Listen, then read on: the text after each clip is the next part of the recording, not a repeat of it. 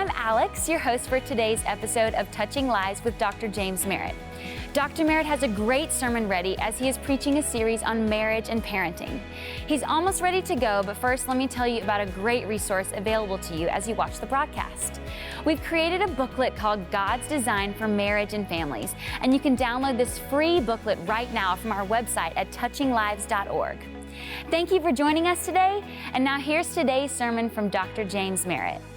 Well, good morning. I want to say glad to have you here with us. Glad to have those who are watching online, those watching by TV, those at our Mill Creek campus, and those here at Sugarloaf. We're really glad that you're here. Well, I hope you got a little bit prepped because this is a different and a unique message.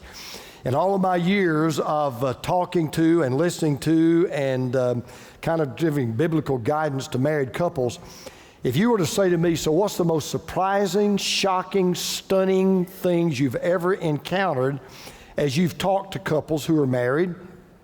It's something I've heard over and over again, and it would be best represented by an email that I got a few years ago from a lady in our church, anonymously. She may be here today, I don't know, but she sent this anonymously, and here's what she wrote. She said, "Dear Pastor, would you please mention how important intimacy is in marriage? My husband simply is not interested in sex anymore, and it breaks my heart. I feel so rejected, and I don't know what to do." And here's what stuns me.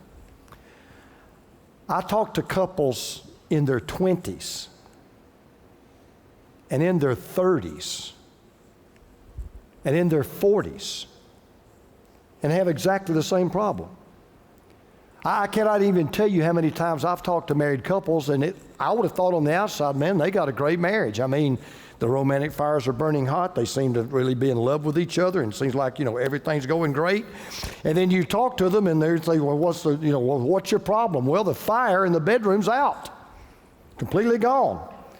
And sometimes they're either, too busy or they're too tired. But the most tragic thing, and the one that really breaks my heart, is what I find most of the time is they've just given up for whatever the reason. They just kind of come to the conclusion this is no longer going to be a part of our marriage. And it's not so much that it doesn't exist that bothers me, it's why it doesn't exist. If you're a guest of ours today, we're in a series on marriage we're calling Just the Three of Us, and it really brings us to this topic. And so if perchance this is your first time, or you've missed one of the other couple of messages we've done, let me just kind of bring you up to speed. What we've been saying is really simple. We begin by saying that marriage is not a contract, it's a covenant. Not a contract with a 30-day out is a covenant that you make between you and your spouse and God till death do you part.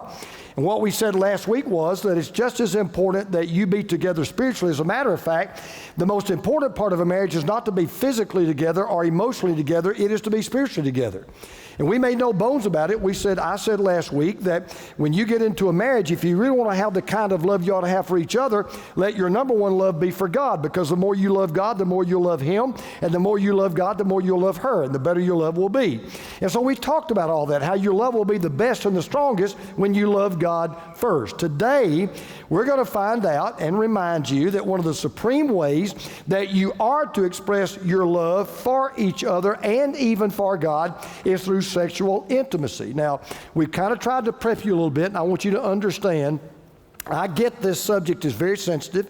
I want to try to be as discreet as what I'm going to say and as I can be.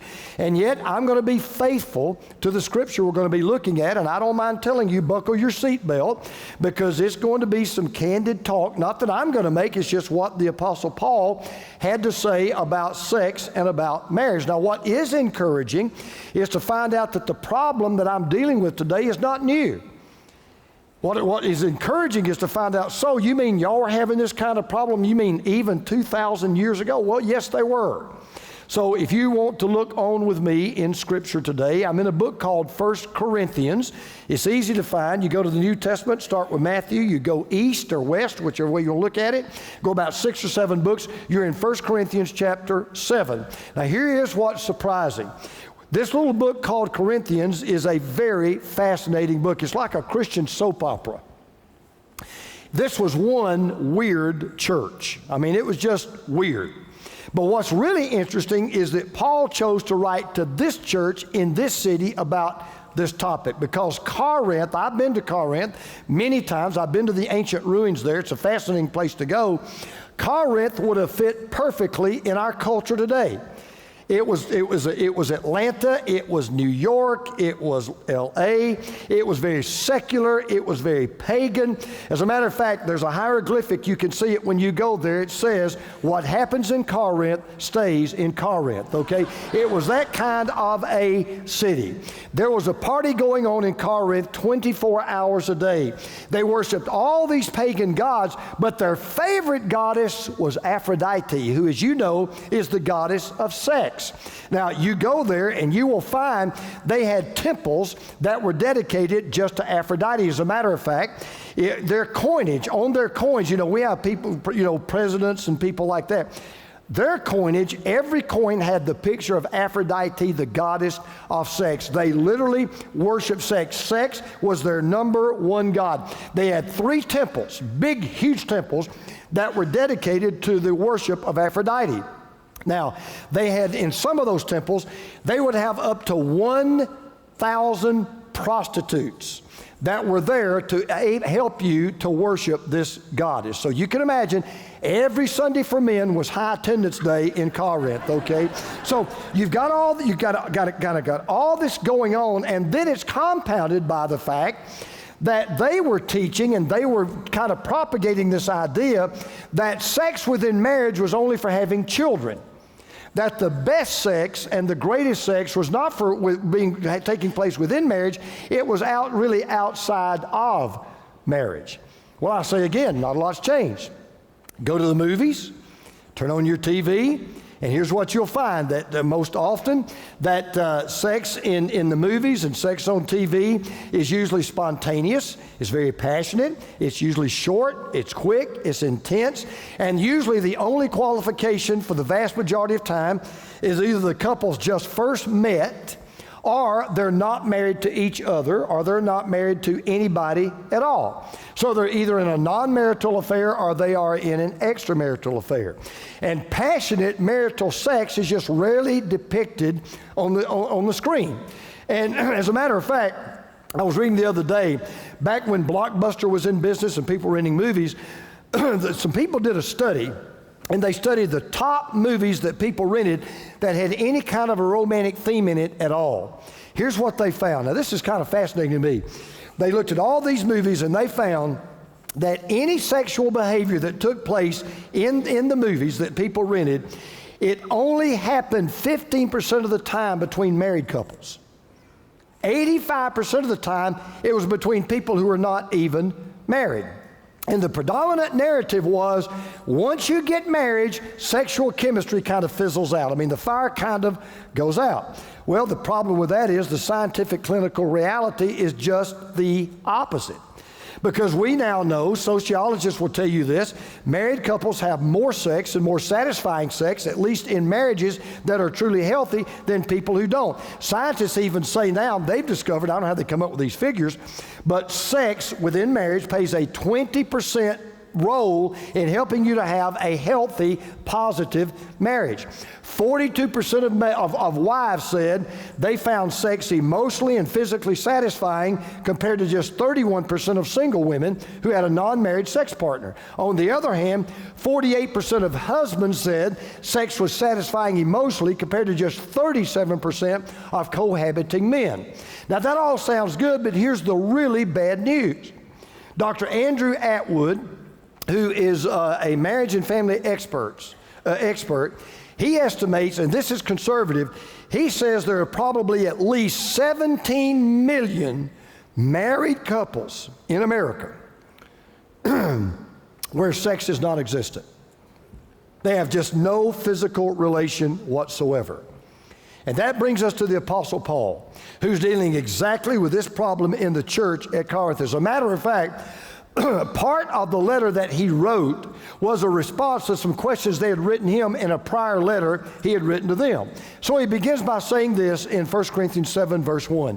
He said, now, for the matters that you wrote about. So in other words, what he's saying is, I'm really responding to what you wrote me about. Now, and here's what you have to understand. You say, well, why were they writing Paul? Paul was kind of the Dr. Phil for this church. And the reason was he founded the church. He started the church. He had won many of these people to Christ. He had seen many of these people baptized. So they kind of looked at, he was kind of their spiritual father, head figure, if you will. And so what they had written to him was this. Here's a question they had written to him. It is good for a man not to have sexual relations with a woman. They weren't talking about outside of marriage. They were talking about inside of marriage. And evidently what happened was they had come to this belief some way, somehow, that when a man and a woman get married, that the only time they should ever have sex is if they wanted to have a child. Otherwise, they should abstain. So Paul says, okay, I need to set the record straight. You got this all wrong about the role of sex and the married life. Now, let me just warn you. What he says was an eye-opener then, just like it's going to be somewhat an eye-opener now. I read the other day about a man that went to the zoo, and he was looking at all the different animals, and he came to this big cage, and it had a sign over it, and all it said was monkeys. But there were no monkeys in the cage, and he was wondering, why aren't there monkeys in the cage? So about that time, a guy walked by, and he had a uniform on. He said, excuse me, do you work here? And he said, well, yeah, as a matter of fact, he said, I'm the zookeeper. He said, well, I got a question. He said, you got a sign here that says monkeys, and there's no monkeys in the cage. And the guy kind of got blessed a little bit. And he said, well, to be honest with you, he said, it's mating season, and they're all inside. And the guy looked at him, and he said, do you think they'd come out for peanuts? And the guy looked at him, and he said, would you? Now, maybe the problem is somebody out there is eating too many peanuts. I don't know what the problem is, okay?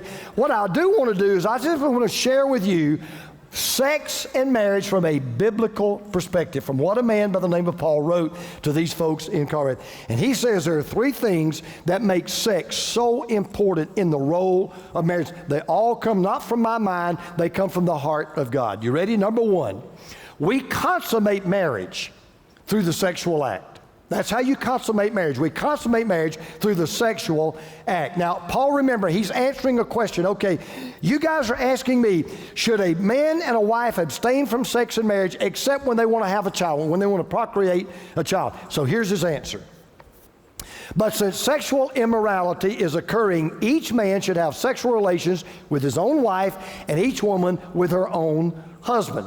Now, again, it encourages me to even see they had the same problem with sexual immorality back then that we have 2,000 years later. It's not a recent phenomenon. Sexual immorality is as old as the beginning of time. In fact, it was a particular problem in this city 2,000 years ago. And this is why this is so important to me. I don't know of anything I've ever seen in all my years as a pastor. I don't know of anything that's more of a burden when it's done wrong and more of a blessing when it's done right than the act of sex, because I've seen it with my eyes.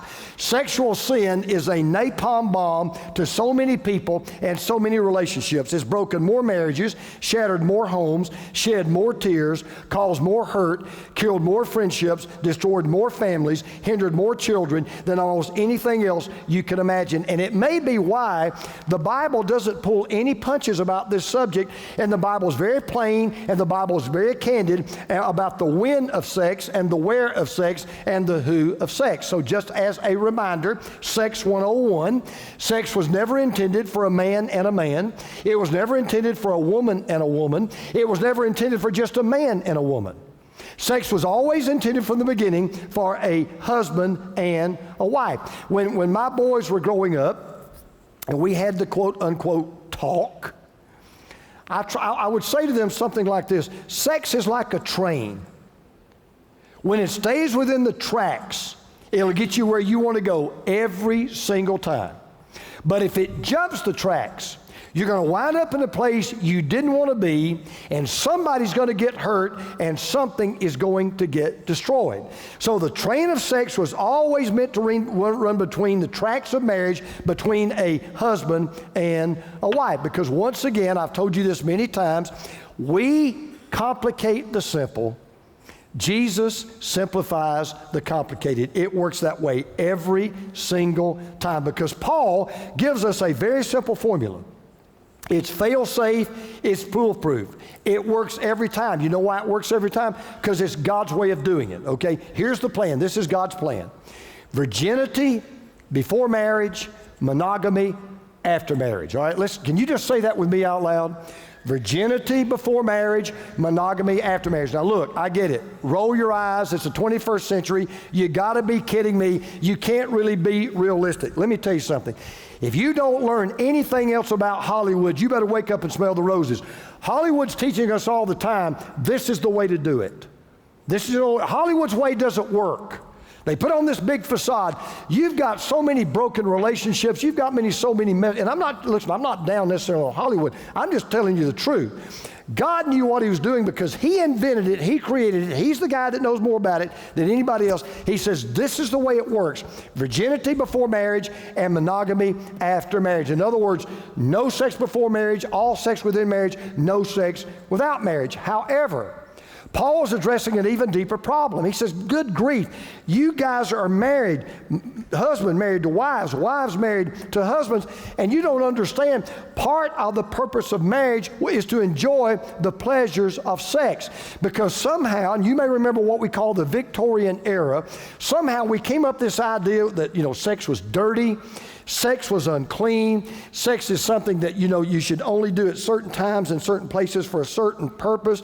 And there's no way you should ever enjoy just the pleasure of something God has given. As a matter of fact, a leading marital therapist and a Christian psychologist, he's an expert, I'm not. I want you to listen to what he said. He said, sexual pleasure is one of the most intense human experiences. Physically speaking, when a man or woman reaches sexual excitement, nerve endings release a chemical into the brain called, I thought this was fascinating, opioid. I thought that was kind of interesting, okay? Opioid means opium-like and is a good description of the power of this chemical. Apart from a heroin-induced experience, nothing is more physically pleasurable than sex. This is a wonderful thing in a committed marriage relationship because it helps to bond two people together and bring joy to living together and building a relationship.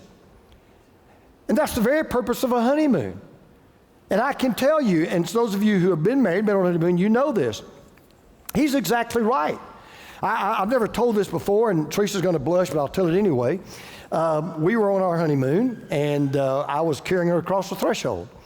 And we had saved ourselves, and so I carried across the threshold, and I put her down, and I looked up, and I said, Lord Jesus, I do believe you're coming again, but please, not tonight, okay?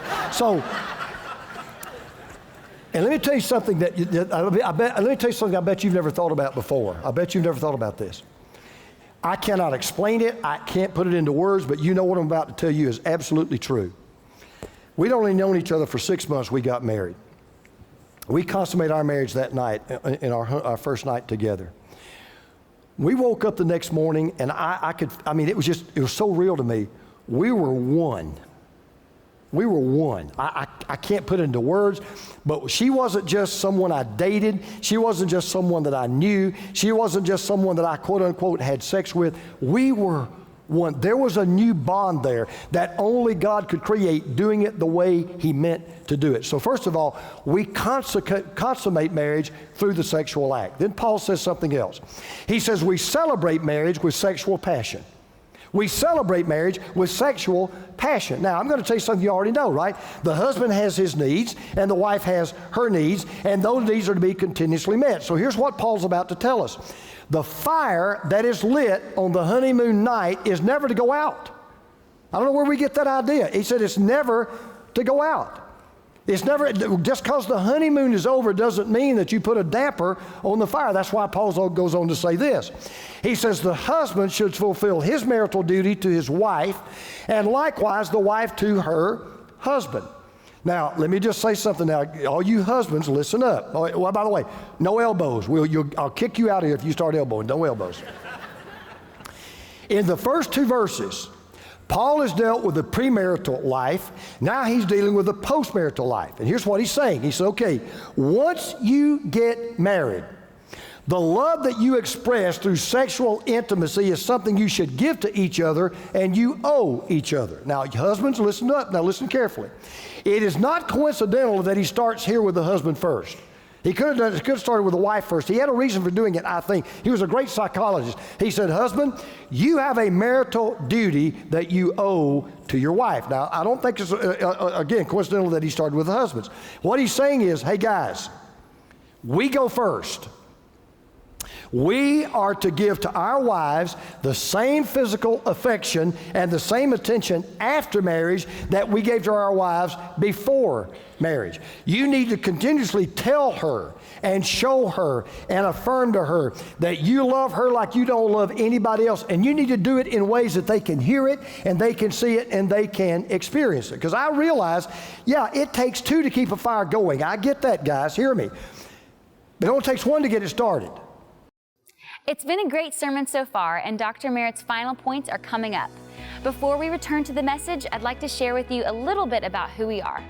Touching Lives exists to touch the lives of the lost and enrich the faith of the found. And we accomplish these goals by the grace of God and through the generosity of people just like you. I'd like to invite you to partner with us financially because together we can continue reaching people all over the world for Jesus. Donating is safe and easy. Go to our website at touchinglives.org and look for the donate button near the top of the homepage. If you enroll as a recurring monthly donor with a monthly gift of $50 or more, we have a very special gift for you, an official Touching Lives partner coin that we hope will remind you to pray for the lost each time you see it. No matter if you're able to give or not, please pray for us as we minister to people all over the world. Your prayers are worth more money than you could ever send. And now let's get back to Dr. Merritt's sermon. And I believe what Paul is saying is God has given to the husband the primary responsibility of keeping the romantic fire burning. Courtship does not end when the marriage begins. Matter of fact, let me just tell you this. When the marriage begins, that's when real courtship begins. When marriage begins, that's when real courtship begins. No married couple should ever quit dating. I mean, go back. All you guys in here that you know, you dated your wife, right? So go back to the time when you were dating. You'd go out and you know, you'd take her to a nice movie, maybe take her to dinner or whatever.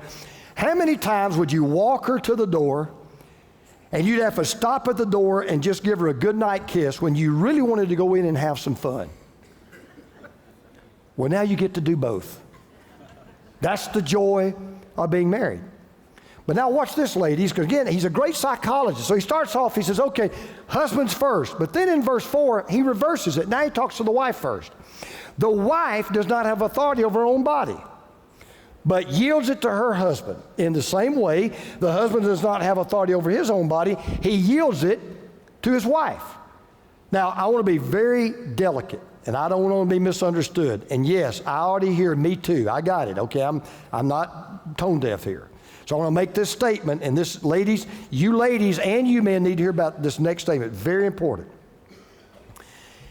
Even in marriage, it is never right for a man to force himself on his wife, even in marriage.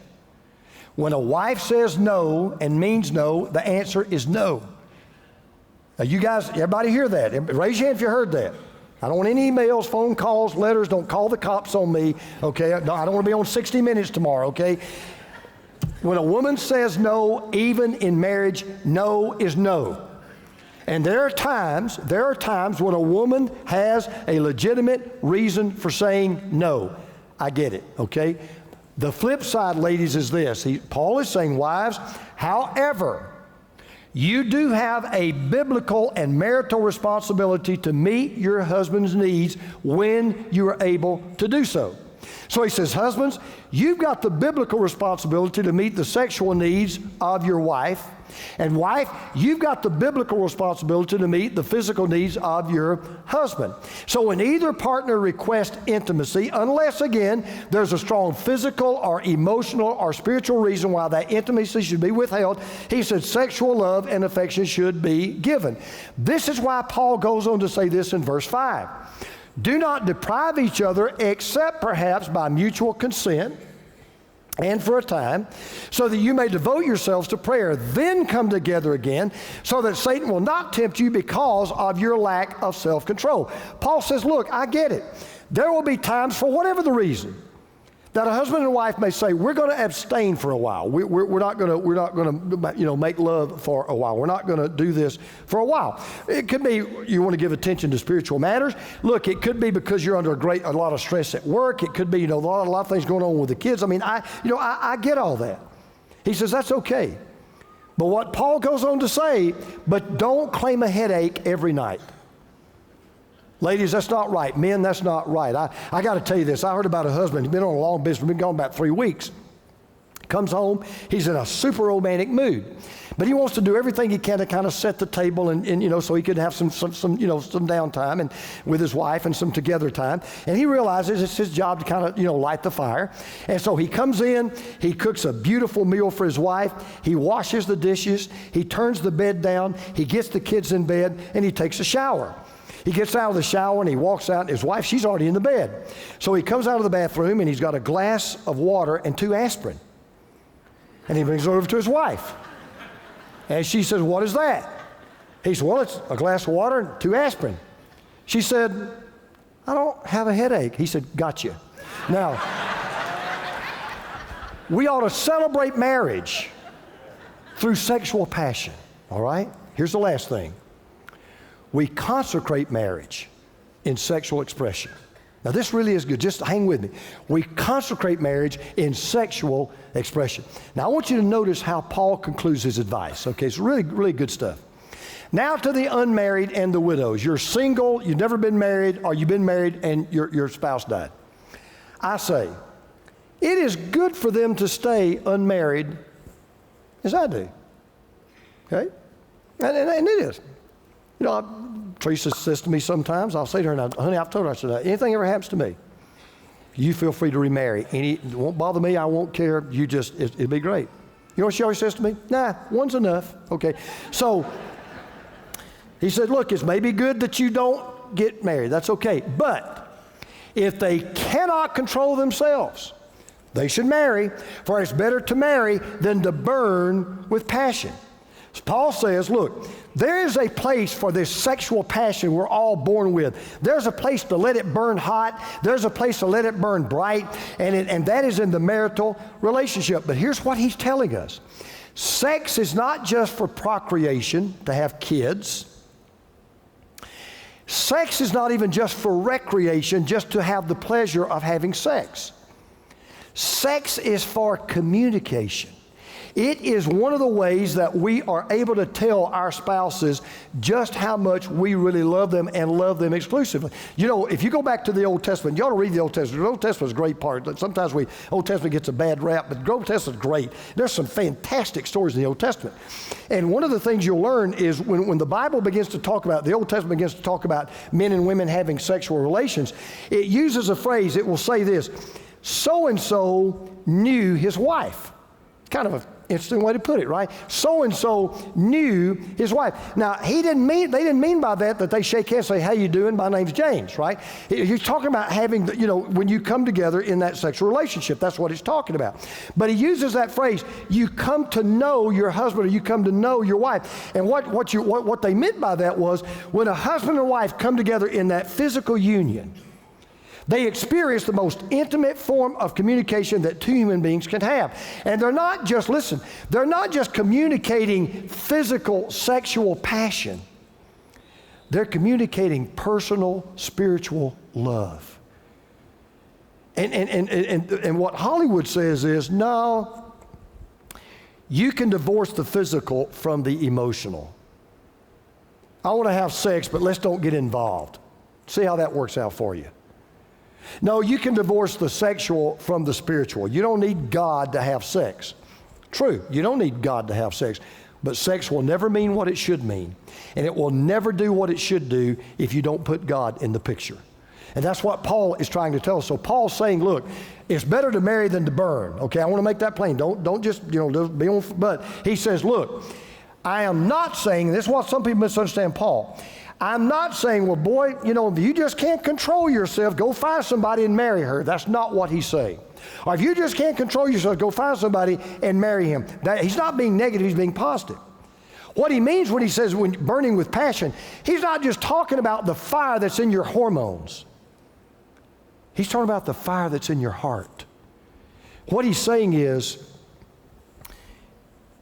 you should reserve sex for that one person that you have such a passionate love for, that you have such a burning love for, that you're really able to say, I'm not just wanting to have sex with you to fulfill my sexual lust. I am wanting to make love to you to express my personal spiritual love. And that's why this part of marriage should always be enjoyed and expressed and experienced as long as both partners are physically able and either one of those partners desire it. And by the way, that's why I'm very purposeful. That's why I use the word consecrate. You know what the word consecrate means? If you don't, let me give you a real easy example. If you have a rainy day fund, you put aside an amount of money just in case, the car breaks down or you have an unexpected bill to pay, so you got this rainy day fund. That's a consecrated fund. You have set that fund aside, and you're not going to let that fund be used for anything except an emergency. All right, if you're putting money in retirement, like a 401k, all right, that is a consecrated fund. You're saying, okay, that is not for us to buy clothes, that's not for us to buy a car, that's not for us to even buy a new home, that's for our retirement. It is a consecrated fund. It means to be set aside. Now, here's why I say sex consecrate a marriage. Because every time a husband makes love to his wife, or every time the wife makes love to her husband, here's what they're saying. I just want you to know, and this is a reminder, I have set my love aside just for you. That's what the husband says to the wife. And the wife saying to the husband, I just want you to know, I have set my love aside for you. When we got married, this is it. Nobody else, no one else, never, ever, ever. It'll be us, me, you, God, just the three of us. There was a man years ago that wrote a book. And by the way, it's an old book, but I'd encourage you to buy it. If you never bought it, or never read it, I'd encourage you to go out and buy it today and read it. It's one of the best books on marriage you will ever read in your life. It was written by a man named William Harley. And the title of the book is the title of my message. I stole his title, His Needs, Her Needs. His needs, her needs. Great read. Let me tell you why it's such a great read. Dr. Harley was a Christian, and he was really bothered by all these marriages that were breaking up, and especially because of affairs, extramarital affairs. And it really bothered him. So he spent 20 years doing research. And the only thing he researched were marriages that fell apart and didn't make it because either one or the other or both were unfaithful to their spouse. So in other words, adultery was the cause of the breakup. He did 20 years studying all of these marriages because he wanted to find out, number one, what's the problem? And number two, how do we fix the problem? So after 20 years of counseling married couples and doing his study, he gathered together what he discovered were the 5 major needs of a woman or a wife and the 5 major needs of a husband. His needs, her needs, okay?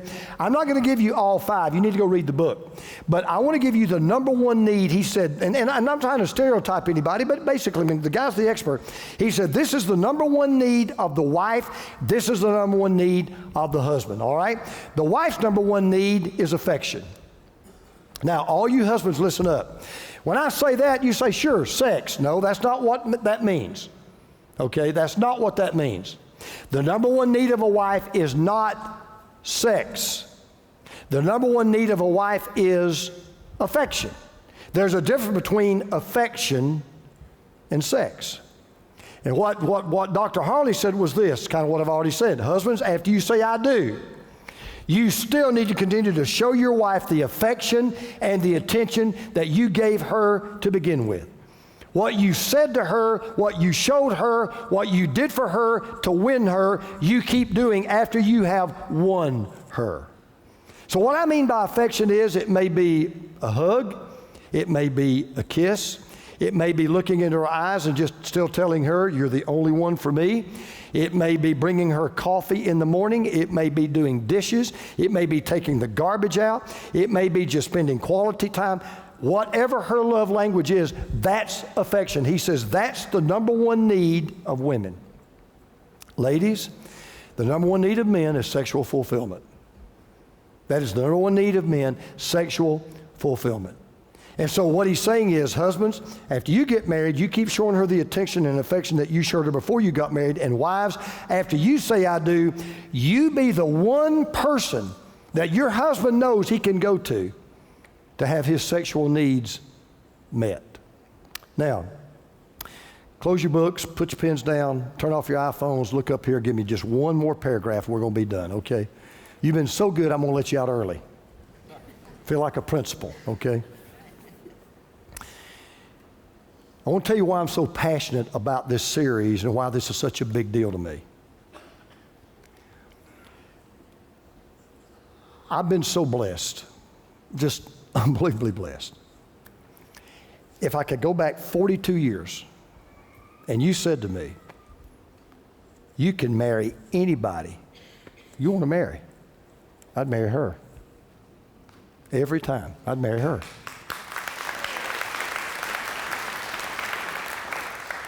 I'm hard pressed to think of ways as a wife that she's not the best wife I could have ever had. I can't think of one.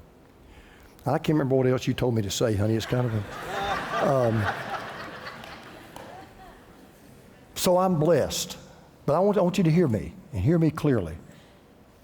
We don't have a perfect marriage, and we've never had a perfect marriage. Now, I can brag about one thing most of you can't brag about. We've never had an argument in 42 years. Never had an argument. Now, we've had discussions you could hear to Stone Mountain. We've never had an argument, okay? Yeah, we've had arguments. We've had our share of arguments, okay? We've had our share of things we've had to work through. We've gone through some rocky times. So I don't want to sit here and think, it's not Camelot all the time. Trust me. I mean, you look, you hear me enough up here to know that ain't true, right? So I want you to hear that. But I tell you what I have learned, and I've learned it almost every day. I have yet to see a marriage that's not worth saving. I haven't seen one yet. You can help me find one. I have yet to see a marriage that's not worth saving. I know some of you in this room right now, and some of you listening to me right now on computer, TV, whatever, other campus, you've been squirming. Some of you, I've watched your body language. You look down. You wish you hadn't come because you know this is you. I just want to encourage you in the strongest terms I possibly can. If what we talked about today was you, get help, do whatever you need to do. But do not let the devil sell you the lie. Nope, the fire's out, it can't be restarted. That is a lie. I've seen it happen too many times. I'll tell you, I didn't even tell this the first service, just hit me, I'll tell you this and I'll be done. I had a couple that came to see me 6 or 7 years ago. In fact, we actually showed their testimony. Some of you may know what I'm talking about. Of all the couples I've ever seen in my ministry, of all of them, they were the worst. If you said to me, tell me the one couple you saw and you said, unless God parts a Red Sea, they're not going to make it, they weren't going to make it. They were not going to make it. And I have permission to tell you what I'm going to tell you. They slept in the same house, but not in the same bed for 15 years. If she ever spoke to him, she'd tell him how much she hated him. Otherwise, she wouldn't even speak. They wouldn't have Christmas together. They wouldn't have Thanksgiving together. He slept in the basement. She slept upstairs. 15 years. They came to see me. I'm not a counselor. I don't claim to be. I gave them zero chance of making it outside of God. I said, I told him, you got no shot. I don't even know if a counselor can help you. Through a series of events, unbelievably, the Spirit of God got in their relationship. And today, they have one of the strongest, most romantic marriages you could ever imagine. So I've seen it happen with my own eyes, and they will tell you today, the best thing they ever did in 15 years was not give up totally. It looked like they did, but there was a reason why they just wouldn't do it. So I'm saying all that to say this, and we're done. The reason why this is such a big deal is because of something that God said. God said marriage is to be a picture of His relationship to us. That's how big a deal this is. When you get married, you're to picture the relationship that God has to His church. You say, okay, I don't understand. Just as God gave His Son to His bride, the church, to meet every need the church has, God said, when you get married, you're to picture our relationship. I want you in the same way, in a sweet, sensitive, sacrificial way. You're to meet the needs of your husband. And you're to meet the needs of your wife. Because sex is both a gift of God. It is both a gift of God, a gift from God, and it is a picture of the grace of God that honors the God that gave us both. So when you have this beautiful relationship with your wife that no Hollywood didn't think up, and to be honest, Dr. Ruth is clueless about, when you have this beautiful gift that God gave, and you use it the way that God means for it to be used, it's a twofer. You not only express to your spouse the way your spouse deserves to have love expressed, you are the one for me. I love you more than anything or anybody, and I want to lovingly give myself to you as an expression of that love. You're not just doing that. You're saying to the God that gave that gift, God, I love you with all of my heart, all of my soul, all of my mind, and all of my strength. And by doing what you've asked me to do and obeying you, this is another way I say to you, I love you too. We are so glad you tuned in here on the Touching Lives digital channel, and we hope you enjoyed the sermon today. Be sure to click and follow this page and feel free to leave any comments below. We'd love to hear your thoughts from today's message. Look for a new episode to be posted on this channel each Sunday. In the meantime, check out our free resources at touchinglives.org. Thank you so much for watching today. I'll see you right here next time for another episode of Touching Lives with Dr. James Merritt.